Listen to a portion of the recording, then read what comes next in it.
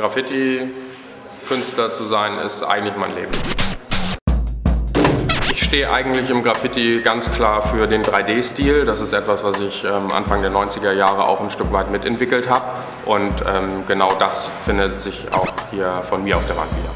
Graffiti ist sehr stark von Comic eigentlich auch beeinflusst gewesen. Das heißt, die klare schwarze Outline ist eigentlich im Graffiti immer vorhanden gewesen und nach ist das eben aufgebrochen worden. Heutzutage der 3D-Stil lebt eben von Schatten- und Lichtsetzung, die Outline eigentlich komplett, also die Kontur komplett wegzulassen und den ganzen Schriftzug oder das, was man sprüht, eben rein durch Licht und Schatten zu definieren. Graffiti kann man nicht als Kunst bezeichnen. Das wäre, finde ich, so, als wenn man Ölmalerei als Kunst bezeichnet. Ich glaube, die Qualität ist entscheidend. Wenn gutes Graffiti entsteht, dann glaube ich, ist es Kunst. Und deshalb bezeichne ich mich auch als Künstler. Das Schöne bei Graffiti ist, dass, wenn man mit der Sprühdose auch arbeitet, man unheimlich flexibel arbeiten kann. Das heißt, von einem halben Quadratmeter auf einer Leinwand zu nächste Woche 800 Quadratmeter Wand arbeiten, ist alles möglich.